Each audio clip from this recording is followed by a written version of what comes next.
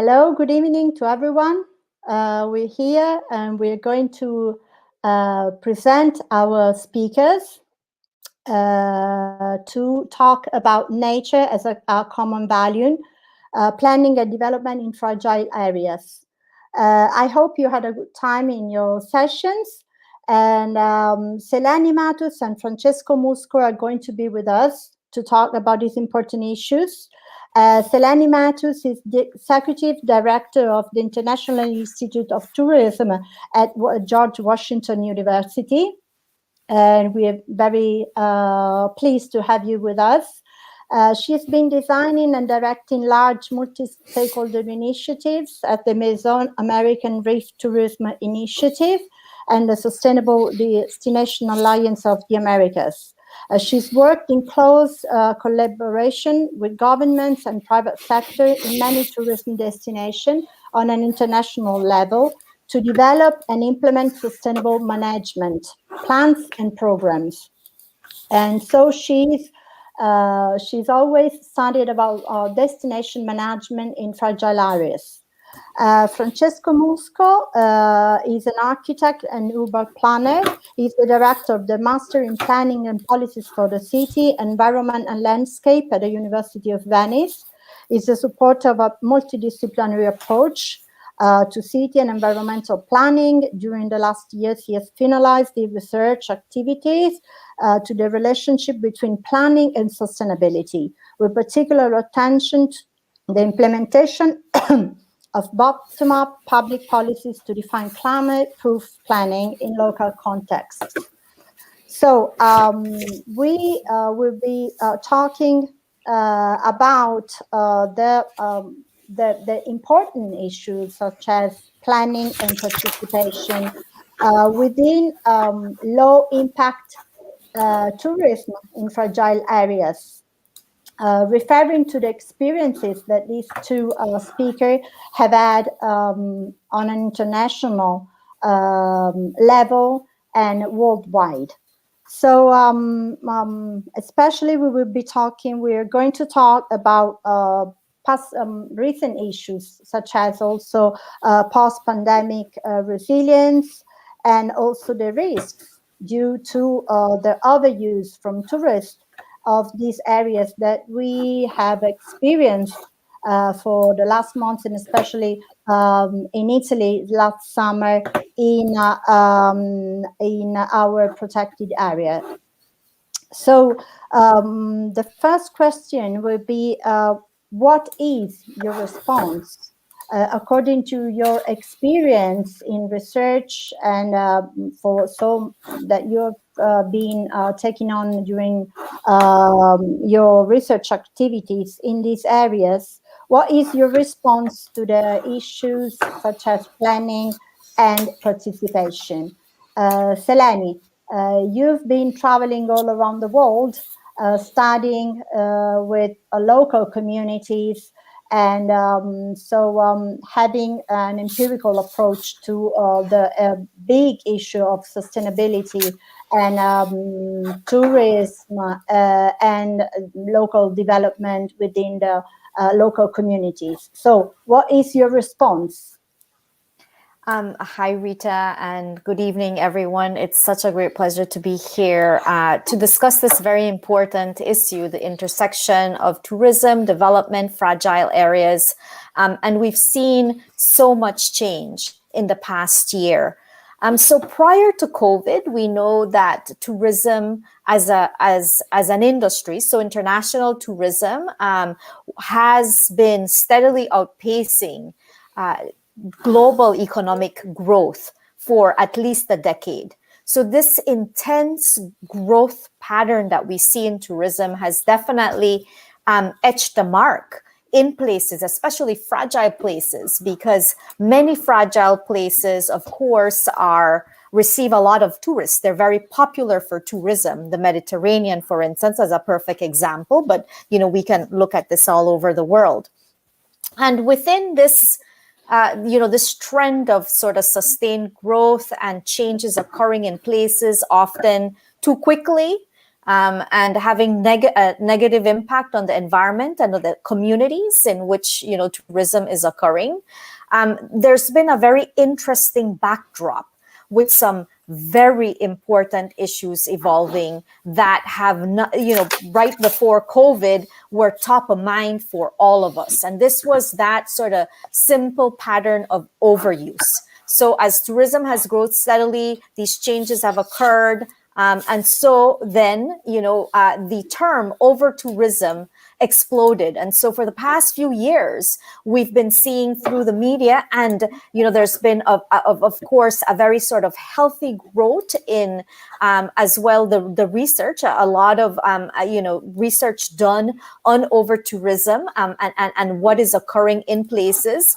And Europe has not escaped this, of course, urban areas, as in Barcelona, for instance, also more nature-based national destinations like Iceland, World Heritage sites like Machu Picchu in Peru, and protected areas like Yellowstone National Park, closer to home here. I'm in Virginia, so I'm here in the US. And then places like Boracay, for instance, which is an island in the Philippines, which had to close down. The impacts were so steady that the government took a very severe decision to close it down. This is a very fragile area overrun by tourism. So we've seen this mix, this backdrop of what over tourism has created. And so within that, this discussion of planning. So where have we failed? Have we not been planning? Like, what are the changes that need to occur to ensure that this growth that we were experiencing pre-COVID, was being managed sufficiently? And so there is where, we've started to more recently look at substantive issues related to planning at different levels. So this is planning related to governance of tourism, for instance. So we know that within the ecosystem of protected areas and fragile areas and tourism, they're sort of key actors. They're your destination managers, in government, but then also, the constellation of public-private actors that participate in destination management and marketing organizations. And then you have the land managers, those agencies, public, and in some cases, there's sharing of management of protected areas. So the third sector, NGOs, also a part of this constellation. And what we've been seeing is that, through this pressure that's been increasing, is that planning has failed in that there hasn't been enough dialogue occurring between these actors that I've just described. So the planning has been very siloed.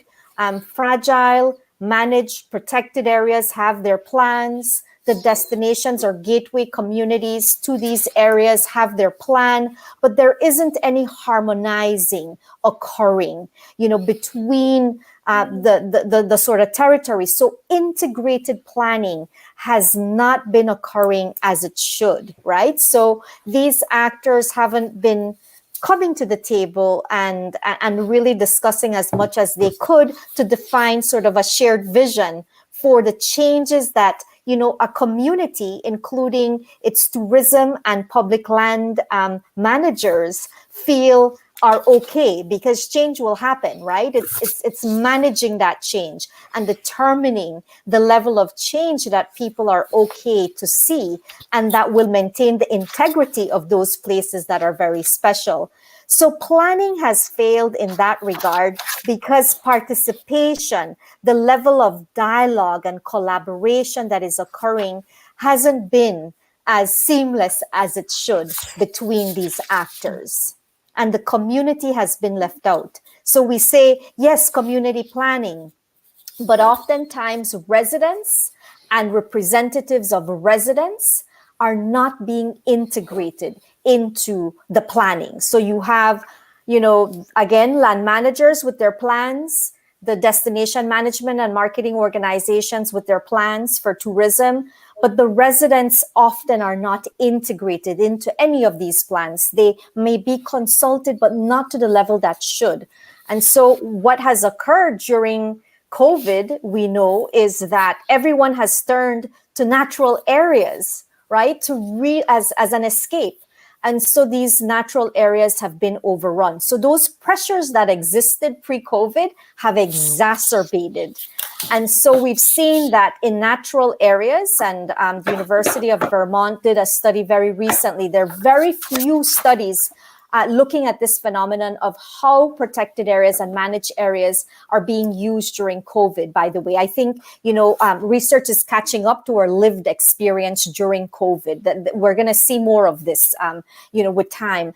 But there are very few. And so in Vermont, they looked at 25 managed areas, protected areas, and found that, of the people coming during COVID, this is in the early part of COVID, about 25% had not used protected areas or been to nature within the past year. So it shows that there are a lot of newcomers. And with that, you get, people that might not know how to be respectful in these fragile and protected and managed areas. And so that has exacerbated some problems of management occurring, in the visitation flows. So I'll stop there, but hopefully that sort of presents some of the kind of key issues that existed before and how things have changed during COVID. But the point is that we're having to deal.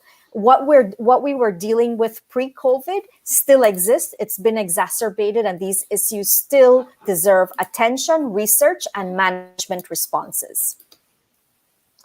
Okay, thank you very much, Seleni. Yes, I agree with you. Definitely, COVID as it's showing up things that they were that we have been discussing along the past years, and this convegno about fragile areas has always been very paid a lot of attention to these issues. So for me, it's a pleasure to have Giorgio here with us, Giorgio Osti, Professor Osti, who is the thinker, who's the mind of this important Congress, because maybe 16 years ago, fragile area were like a very small niche, I would say, of studies, and especially in this period, and soon after the COVID, and also during the COVID, it's like the debate about fragile areas has gone through a kind of booming. Giorgio Osti, would you please? No, but just to say welcome, just to say welcome to our guests, Francesco and Seleni, and just to I want to say that I'm not the mind of the conference, but the arm. So the practical. I'm taking care of the practical issues of the conference. So have a good talk. This is the only moment in English, the only international moment in this conference that unfortunately is almost all in Italian. And so for us is a very important effort to create for the conference international links, and also through this innovation lab that Francesco can illustrate a bit more than me. So I will listen to you with great pleasure. Thank you very much, Giorgio. So, Francesco, as Seleni has just underlined, we are not. These are the problem we are now dealing with are not new. So we have been studying these issues about fragile areas even before the COVID. But now it's like, COVID it has been like a light on these problems. So what is your response according to your studies? How would you, face and address the issues that are becoming so urgent in this period?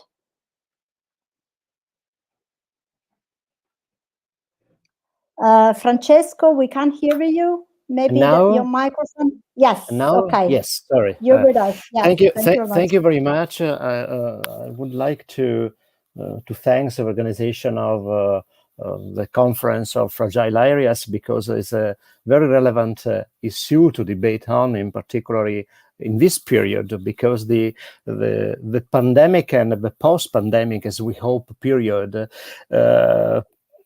put at the very front, in evidence, the fact that some areas of the countries, not only in Italy, but this can be happening around Europe and around the world, as also Seleni pointed out in some way, the necessity to understand the new role of these areas that are fragile, but also are in many cases also far from main center, that have a different kind of attraction and different kind of perspective after the COVID period. This is very relevant because especially in Southern Europe, all the aspects dedicated, all the debate in a certain way has been oriented also to the fact that the areas outside the main cities in a certain way can be more safe in accordingly the spreading of the epidemic and the pandemic areas.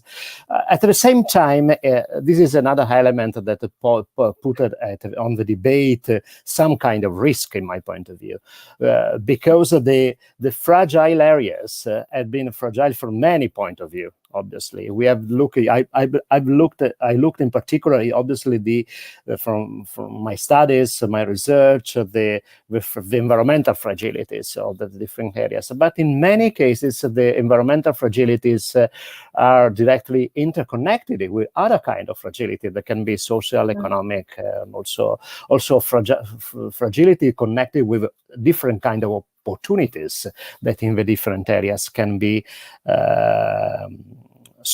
present for local citizen, inhabitants, but also for in general for any kind of economic activities. Seleni before pointed out the relationship with very attention with the tourism policies and planning. As planner, I say that this is a very relevant point of view, because in the most of the cases, the planning system are, and can I say, they do not try to include the development, the proper development of touristic activities, accordingly a sustainable strategy. In many cases, planning instrument and planning system simply try to find the space for touristic activities. This is very different to find instead the way to properly support a specific kind of development of tourism, especially if it's connected to fragile areas. Fragile areas is the south of Veneto region, as we were speaking from. The fragile area is also Venice. Fragile areas are all the historical cities in many parts of Europe and of the world that before the pandemic have been very strongly affected by the over-tourism phenomenon, but simply because of not simply, I put simply in bracket, is not simply in terms of simplification, simply because if I look at the example of Venice, Venice has been affected by two kind of disaster in the last year. The one disaster was strictly connected to the environmental concern. It was the big flooding that affected Venice in November of 2019, and a couple of months later started also the pandemic period.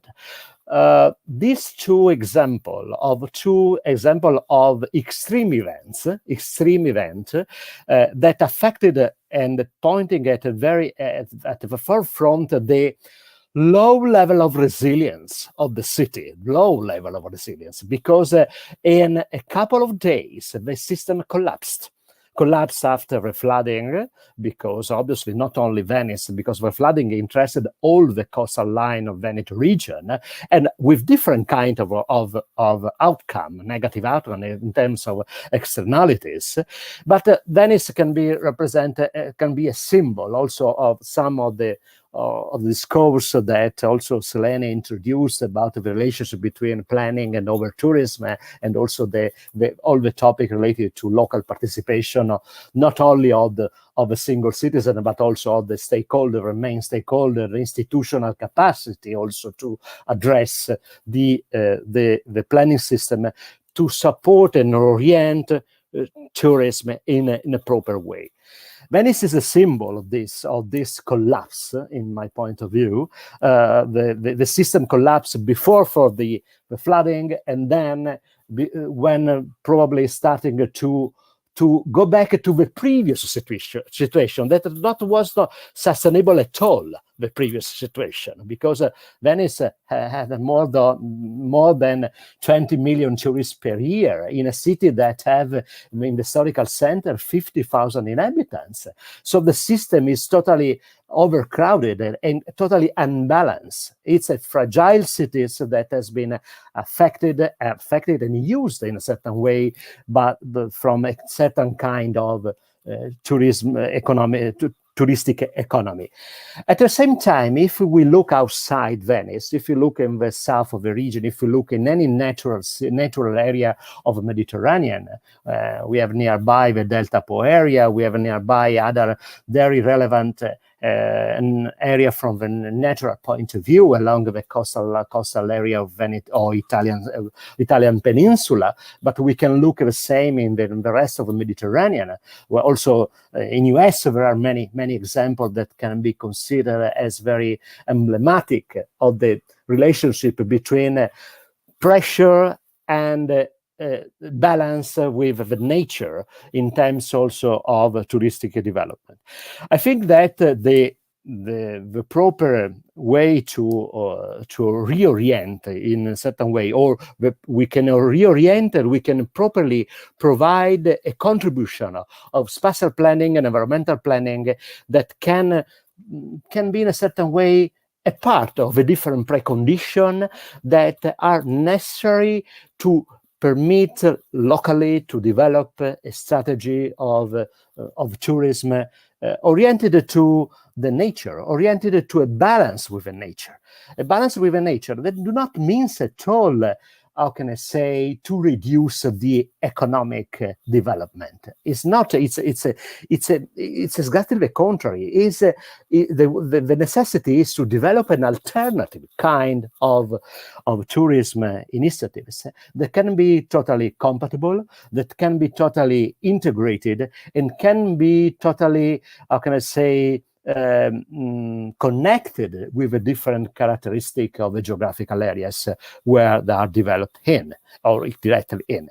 Also because if you look at all the aspects, also accordingly a ecosystem approach, if you can say, the balance between the pressure of tourism and the balance between the precondition that locally are based on the natural resources or the cultural resources, because the two elements are strictly connected. If you look to Venice, probably more the cultural heritage. If you look to the south of this region, more the natural resources.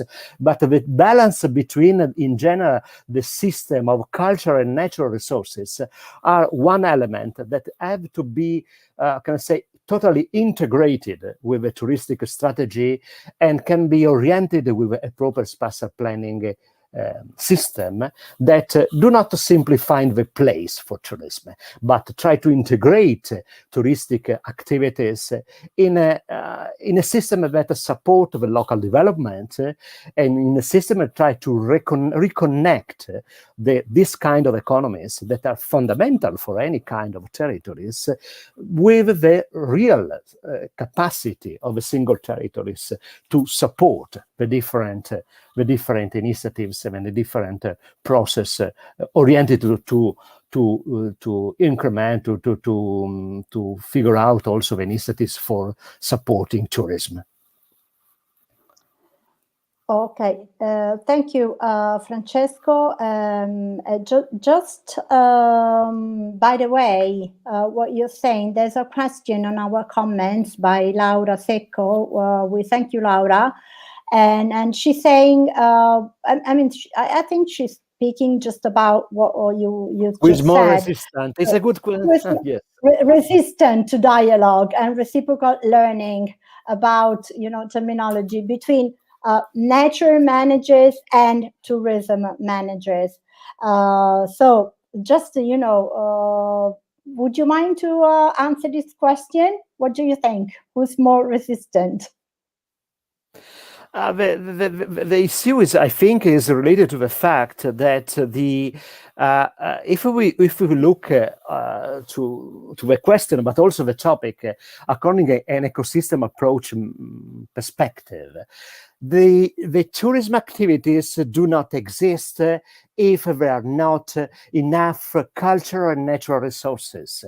So it's a total strong interest also for tourism managers to having a proper balance in terms of maintenance of cultural and natural resources in the place where we are. Obviously, accordingly, if there are more cultural or more natural, but in many cases, if we look at Italy and Mediterranean, there is in general a good balance between these two pillars.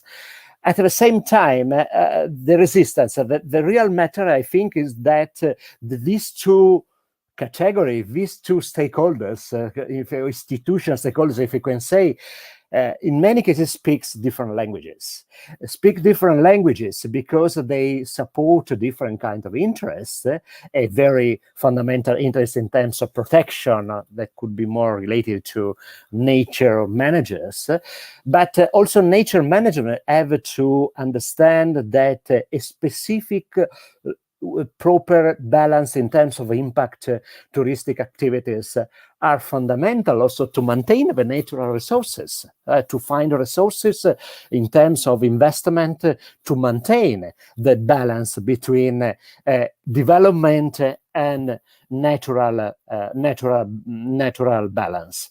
At the same time, the tourism manager in many cases are resistant, probably are more resistant in many cases. I think that both of the big impacts created by, if you look at Venice, but this happened in many parts around the world, big environmental concern, big strong events, natural events that affected touristic areas. It's not happened only to Venice or in other parts of Italy. And also the pandemic probably will realize, will permit to realize, especially to tourism managers, that the balance in terms of development and exploitation and maintenance is fundamental also for their activities. Yes, I think that in some way, we're going back to the presentation that that was at the opening of this Congress, because Tommaso Vitale was talking about the importance of integration as the main key point of the planning and of the the dealing with all the issues relating to fragile areas. So Seleni, you have been researching also with your institute and your students across the world, and we met just here in Abruzzo a couple of years ago because you were here with your students studying our natural parks. So according to your own experience around the world, you've watched a lot of different cases, and maybe you've studied different models and approaches to the relation. How to deal the relation between and the integration between nature concerns and so environmental concerns and economic development concerns. Is there a way to make tourist manager and nature manager speak the same language? That's a great question. And our future depends on that, the response to that question, I think. So, it's been interesting. What we're seeing is that there is a slow but steady recognition of the need to work together. And so what I've been looking at more recently is the use of networks, establishing networks at a regional level to share knowledge, to ensure that there's a dialogue occurring between the different stakeholder groups, like the land managers and protected area managers and tourism stakeholders and residents, and then also the third sector, so all those NGOs that are supporting the environment or social issues that all connect in. So networks are being used in very interesting ways. I'd like to maybe highlight two examples, one in Europe and one in the US. And let me start with the US one, and then I'll end with Europe, because they're slightly different and very interesting. So there's this recognition that there's shared responsibility for managing what is occurring, for planning and for managing and for monitoring the changes that are occurring. So this has to be done beyond, a singular organization. That, this is something that is complex, what we call a wicked problem, right? It's of over-tourism or too much overuse. It's a complex, dynamic ecosystem. Tourism is very fragmented. You have many actors. And so the network concept really, I think, recognizes this. And what is being done through these networks is bringing people together. So the first example is from Oregon, the state of Oregon in the US. So the Oregon is located in the Pacific Northwest region of the US, and it's contiguous to the Pacific Ocean. It's one of 3 states that is, right on the ocean, basically, against the Pacific Ocean. And so Oregon is really known for its rich natural areas, and it's very sought after. And so there's a lot of nature-based tourism occurring in Oregon. So, following like that intro that I just gave, with this sort of steady growth of tourism before COVID, they were seeing a very sort of steady growth in all their protected areas, and there are so many in Oregon. So the state tourism office there really tried then to think about how to address this. Seeing the gaps that we're discussing, they decided to support the establishment of 3 networks, regional networks within the state. And these networks, the basic function of them were to connect tourism and land managers and politicians, so like the political leaders as well, and third sector, bring them together to sort of agree to what the situation was, what was occurring, and to agree then how they might together address those things that they felt were very important. Because as Francesco well said, tourism is built on cultural and natural resources which need to be preserved and, the integrity maintained if you're going to have tourism long term. So recognizing that, that's what these networks set out to do. These networks now have about 3 years, more or less, of being around. One is a little bit older than this, so the time horizon for its being around is longer. And currently, we're looking, GW, my team, is looking to assess the effectiveness of these networks. What is occurring? What has occurred through these networks? The basic recognition that as a tourism office, like at the state level, a lot of their mandate is marketing, right? We know this, so most of the tourism actors are very involved in marketing, but that management piece wasn't occurring sufficiently. So they also sought and very firmly said at the outset that these networks weren't going to be marketing based. So we're not coming together to market the region more. We're coming together to look at the issues, the lack of dialogue, insufficient integrated planning, some of these things, and break through these issues. So they were very clear that, that was the general aspiration of these networks. What we're finding is that they have been very effective at breaking through some of these issues. One of the networks took on, for instance, as was mentioned already, this whole sense with over tourism occurring, and the same with this one region. There are 3 networks, so 2 of the 3 regions are kind of plagued with overuse of resources. And so in one of the cases, they put together a transportation initiative, because what was happening is that traffic congestion, because of too much visitation, was such a big issue to local residents. And so local residents weren't able to go on the trails or use the skiing areas either, because there was no parking. It was just, everything was overrun all the time because of over tourism.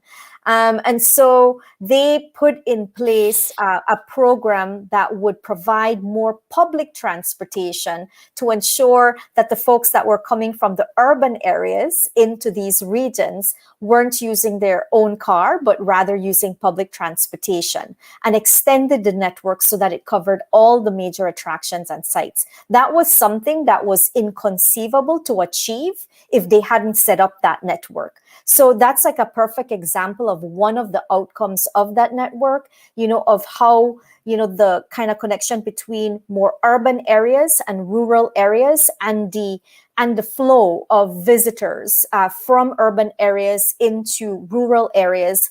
It's not international visitors. I mean, you add that too to the equation. But in this example, it's a very lovely example that shows that, there can be over tourism occurring as well, without the international visitors being added into the equation. And so that's a perfect example of how these networks have been supporting management and dialogue. And there's so many examples of how there's been trust built among these stakeholders. So when COVID arrived, these networks were used so effectively to work together to address the fallout of what was occurring. If those networks hadn't existed, the response that these regions would have had from a tourism standpoint to what was occurring during COVID, this is, each county, at least here in the US, it was very different than in Europe, where you had like national mandates. Here in the US, it was very singular. So it was very fragmented. One county may have closed some things and the other county not. So through these networks, they were able to send out very cohesive messaging and to let visitors know what was closed, when the communities did not want visitors in, when things were reopening, and providing guidance to visitors on how they could come in, but to do so in a safe manner. So this was all achieved through the network. So we can see that networks can be very powerful. It's just one way to bring everyone together, but there's a design. These networks had a design. There was coordination. There was a shared vision, and they continue to work together. In Europe, very similar.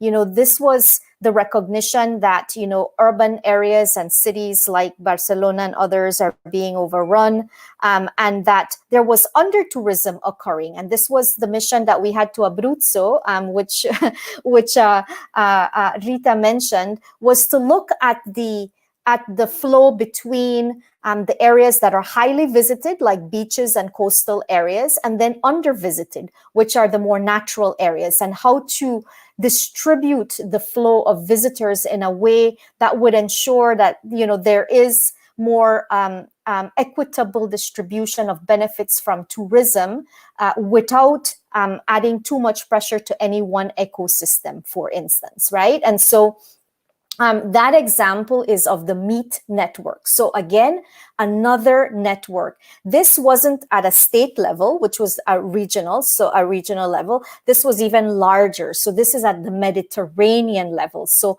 multiple countries involved. And this network, MEET, MEET for short, is the Mediterranean Experience of Ecotourism Network.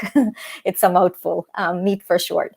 And so what they have been working on is, okay, there aren't enough experiences in nature. So if we provide an approach that helps protected area managers and managers of fragile areas understand how to work more effectively with tourism stakeholders and together come together to design experiences that would offer this balance between nature and culture, for instance, we could be better as a result. And so that's what that network did. It sought to develop new experiences in protected areas as a counterbalance to all the attention being on urban areas that were highly visited and overrun. And so what MEET is trying to do and has done is develop experiences, tourism experience in protected areas and around protected areas throughout the Mediterranean, and then collectively work together to promote these experiences in order to attract visitation to these areas that were under-visited. And so they've done this through years of work. Again, like with any network, there's learning occurring. They have tools that they've shared, an approach that they've shared, principles and values that they share about what these experiences should be, so that it's a collection of experiences that follow similar principles and that isn't greenwashing. These are like real sustainable experiences being had in nature that also include culture. So these are examples of how people are, I shouldn't say just people, how tourism actors and actors from the fragile, managed, protected areas have begun to work together to address some of these issues that have just been difficult to manage in the past. Great, Seleni. One thing is important in what you're saying. What definitely networks are really important, and during the Congress here, the Congresses network has always been, and I think Giorgio, Osti may agree with me.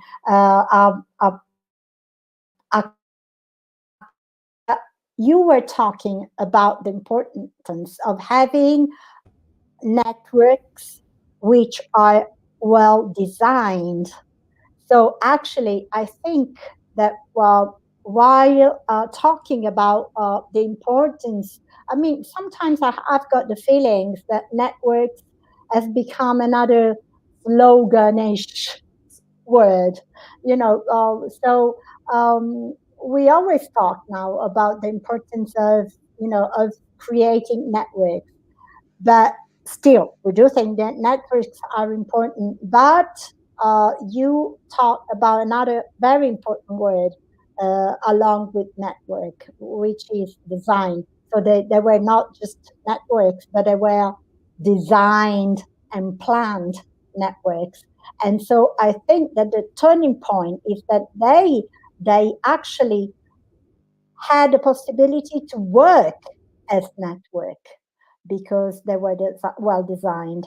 And just about this, I have a question for Francesco, coming also from our attendees. We have here a question from Constantine, who's asking a question just about, I guess, planning. He's saying, do you think that the problem in Venice is not only related to the phenomenon of over-tourism, but that destination management strategy hasn't been well implemented? I guess Constantine already knows the answer. Yes. Francesco, No, your microphone? no. Now, yes. No, I was saying that it's not a matter of not well implemented, but not implemented at all. Because if you organize the local touristic system accordingly, a same model that has been developed in big cities, as also Seleni mentioned a few minutes ago, as Barcelona or other coastal cities on Mediterranean, that are overcrowded, but are cities of some millions inhabitants in the metropolitan areas. Venice is a city of 50,000 inhabitants in the historical city and less than 300,000 inhabitants in all the municipality. So if you use the same kind of approach to implement a touristic strategy in a city that it's a medium-sized city. It's not a big metropolis. It's a big metropolis in the global perception, but in the reality, it's not a big city, Venice. But if you also, I was talking with the manager of tourism for many times, also for the manager of the airport of Venice. Venice is a city that before the pandemic, it was connected with direct flight for any US cities, direct flight. But the balance between New York and Venice, Boston and Venice, but it's totally unbalanced in terms also of potential dimension of the quantity of tourism that the city was able to attract. So this created many problems. We don't have time probably to discuss of what's happened in Venice in the last few years. But essentially, the local inhabitants have been substituted by city users that were coming from the touristic system, but not in a very properly organized system, simply a touristic system that was based on the quantity of person using the city, because essentially apart the system of local hotel system or touristic manager, essentially the touristic strategy was not particularly implemented in terms of proper results. I was involved in the last 3 years in experimentation supported by European Commission that is called Co-Evolve, the stay for co-evolution of human activities and natural system in coastal areas. During this project, we took in we consider as case studies around 10-15 case studies in the Mediterranean of different sites and different kind of places, delta areas, so poor natural areas, but also areas nearby Barcelona, Valencia, nearby Venice, nearby in different part of southern part of Italian peninsula. And it was very evident, also in Greece, in different part of coastal line in Greece, it was very evident that the real point to try to have an effectful combination between any touristic strategy and any planning system that could be able to properly provide a framework of proper functioning in terms of balancing between natural resources, cultural resources, and the capacity of a system to support a touristic driven strategy of development, of local development, was accordingly a system that would be based on a strong relationship with local stakeholders, a stronger presence of a strategic plan that try to connect not only the physical spaces, so we have enough places for tourists, but how these tourists could be combined with the local system, how the local tourism could be properly interact with local citizens or people living in the area, how local tourism could benefit of the economic activities that can provide also, how can I say, low impact services for tourists, especially in the fragile areas, providing to support specific tourism-oriented to slow alternatives, both in terms of distribution during the year, just not all concentrated in the summer period, especially if we look at the coastal touristic system in Italy or in Mediterranean areas. So to enlarge the season, the touristic season, and also to differentiate the kind of system that we can offer to a touristic economy, a touristic-oriented economy in some way. So to properly design a strategy that could be a strategy of spatial planning and strategic planning combined with a strategy of touristic destination, of touristic orientation. It's not just a matter of services. It's a matter of services, of location of services, of networking of services, and also to use properly the local system to provide support to a touristic economy, but that would combine with the fragility of many areas that we are talking about, especially if you look in the south of this region, not only Venice, but if we look at particularly to the biggest Delta Po area that we have in the Mediterranean, that is exactly here. So there are many examples that can be considered in the Mediterranean, but in all the cases, I think that the successful story are the places where they succeed to combine proper spatial strategy, proper spatial initiatives, proper strategic vision for the future development, also considering tourism as one of the drivers of local development, but that would combine with at least two more characteristics: the enlargement of touristic season during the year, not just summer period, not just summer tourists, but especially if we look at the fragile area of this country or in Mediterranean in general, there are many places that could be very attractful also in another period of year that are not the summer period. This requires obviously a strategy that include services that works all over here, services that would support local economies, and services that are not only connected to big enterprise of tourism, but would be interact strongly with local system and local development and the activities that can be support local economies, in my point of view. Oh, really, really interesting. Really interesting. One thing, in this discussion about coming to a certain integration and communication and dialogue between the needs of local people to leave their own, and their rights, I would say, to leave their own territory and to benefit from tourism, and at the same time, the limit of quantity of tourism that can be accepted on a territory in order to maintain the sustainability.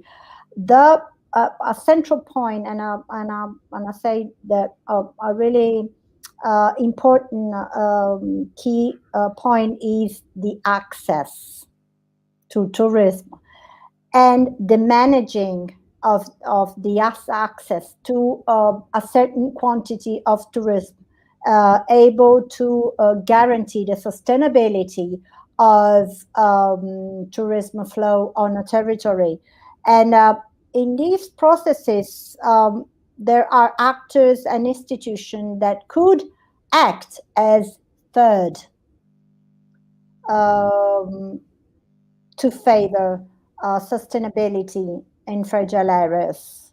Are there any third who can guarantee the sustainability of the processes that you're saying? I think that Giorgio Osti was... Giorgio, maybe thank you. Probably, Rita, you anticipated my question to the two speakers, because you remind that the topic of the conference, that is the third. So, Seleni, and probably also Francesco, there are in the world an example of an authority in legal terms for tourism.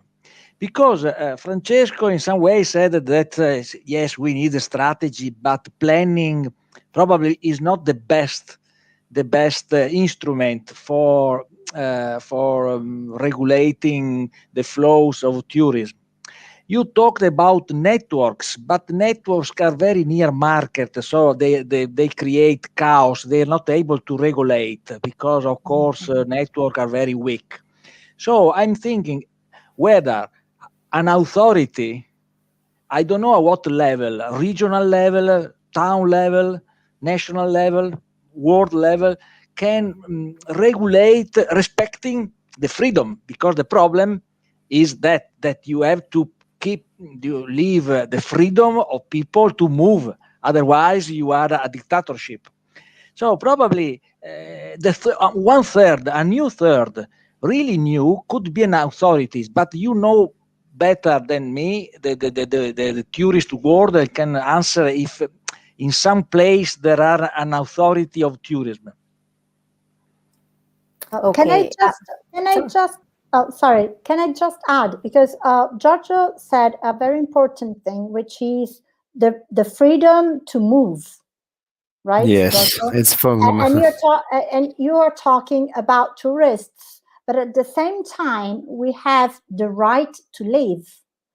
So I would put the authority in the middle of this. Is there an authority in the middle as the third who can guarantee at the same time the freedom to move and the right to live?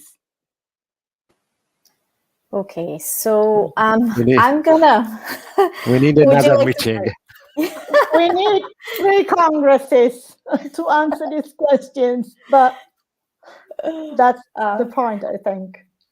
So, we there are two things. If we look at this at the global level, I think a lot, governance for tourism is very variable from, in terms of the Americas versus Europe versus Asia Pacific, Africa. But there are some things that I think we've learned. Like when you think of how tourism is organized, it's very fragmented, right? I mentioned this earlier. Tourism is a very sort of fragmented industry. And while no one singular organization is responsible for all of it or controls all of it, there is some general understanding around the world that destination organizations play an important role in convening. Because, again, going back to the network, it's this concept of it's a shared responsibility. So who within the network has the capacity to convene, to bring agencies together, to ensure that within the government, there's enough intragovernmental coordination occurring that can reach out beyond government and bring government in, and private sector together, academia and third sector, which are the NGOs together as well. And that entity, generally speaking, is a destination organization. In some cases, these are destination marketing organizations. Here in the US, there's a huge gap. Most of the M in the DMOs are marketing. And so there's this huge debate currently at a national level of how to evolve the DMOs to have another M in there and some more management in there, working together with the tourism public offices, right, that exist as well at the different geographic scales in these places. So I would say that while there isn't one authority that controls it all, there is one general organization type that, with the right capacity and, with sustainability at the fore, could play an important role in ensuring that balance, between right to move and right to live, because that entity would have the convening power to bring those other agencies that are involved in regulating, in also incentivizing, so not just the stick, but also a little bit of the carrot at the same time, that can use a blend to really try to get that balance right. And I would say that it's not just within government, that private sector has to be a part of that conversation. So the destination organizations, whether they be DM for marketing or M for management, DMOs, are probably the best poised within the tourism ecosystem to try to achieve that balance. Like, they're the ones that can convene and bring other agencies together and maybe catalyze change through that sort of ongoing dialogue and discussion. Francesco, what is your response? To the idea of an authority? To the specific question, if exists a global or local agency with exactly in the perspective that Giorgio was saying, I think that probably is a combination of system, as also Seleni tried to show and try to design, because a public authority in this sense, as far as I know, in the Mediterranean, do not exist. Usually are obviously systems that try to combine private and public sector and try to reach agreements with public sector. So that obviously, in many cases, especially if we look at touristic places along the coastal system, coastal line, if we look at Europe in particular, coastal system in Europe is quite, how can I say, managed, designed, and organized with similar indication by European Commission.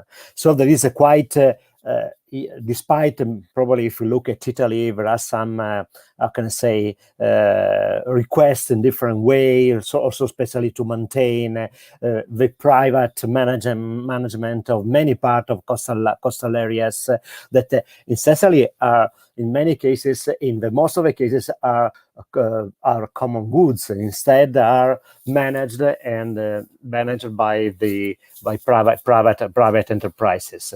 I refer in particular to beaches system that try to maintain, especially summer period tourism, for example. I think that the solution is try to find a balance. It's true that probably spatial planning, environmental planning are not the proper system, the proper place to manage tourism. But in a certain way, I repeat what I tried to say at the very beginning of this seminar, spatial planning can provide some precondition that would be properly integrated by the touristic strategy for the different places. Obviously, some decision, the other point that we have to consider, that not all the decisions that orient tourism are taken locally. And this is very fundamental. And Seleni stressed many times the global dimension of the touristic strategy, if there is a global strategy or not, but probably not. But but it's very fundamental because the local system can provide some kind of precondition of, can I say, of spatial limitation. We cannot put the gates at the entrance of a place. Someone tried to do this in Venice, but the system collapsed after 1 week. The problem is that and also other system of regulation, I don't think that are particularly efficacious in the long term. System that try to count the person, system that try to put the barriers, seems to try to put the tickets at the entrance of a historical center, are all systems that are, can I say, strictly regulative, but the risk is that they transform the places just in a small Disney World, not in cities that were to balance exactly what you were saying, Rita, the necessity to live and necessity to visit the place. So the necessity, I think that the only perspective that we can try to follow is trying to reach that kind of balance that we repeat in different moments this afternoon. Balance between the maintenance of resources, balance between the necessity of local development, also based on tourism, but also moving some decision at local level in terms of the capacity of a local system to attract and to guest a certain number of tourism and also a certain kind of tourism. Because also I think that the different places can also orient, and with a proper spatial organization and also in relationship to the services, I think that some orientation is possible to do, is possible to orient the kind of tourism that we want in the different places. Accordingly, also the fragility that is the leitmotif also of the Congress of the different spaces and different locations.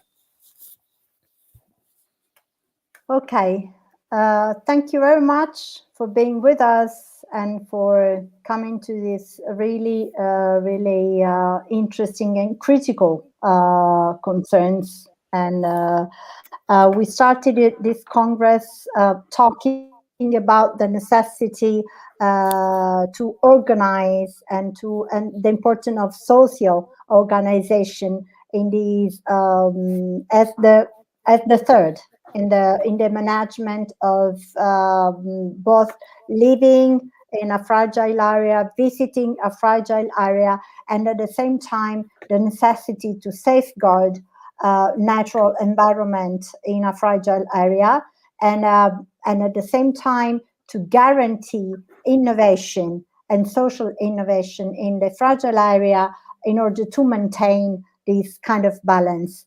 So we meet tomorrow again, and we will talk more about these concerns and issues. And so, Giorgio, we have a lot of, I'm just translating from the Italian, a lot of meat on the on the grill. Sorry, Seleni, but just mean we have a lot of stuff to talk about tomorrow. And so thank you very much for being with us. It was a pleasure. And so it's always so much stimulating to talk with colleagues, also from the other part, studying all around the world. Mm-hmm. Giorgio. Just to say thank you to the Innovation Lab, this new institution, local institution in Rovigo municipality that virtually hosts us. And so thank you to the director, the regia is called director in English, you know. Uh-huh. We have, and thank you to Mirko. Mirko, thank you for the direction. And tomorrow morning, 9 o'clock, we started with a session. In the afternoon, there is a round table with some institution and the mayor of the comune, the municipality of Rovigo. Okay. Thank you very much. Bye, everyone. Thank you. Enjoy your Thanks again. Bye. Bye. Bye. Bye. Bye. Bye. Bye.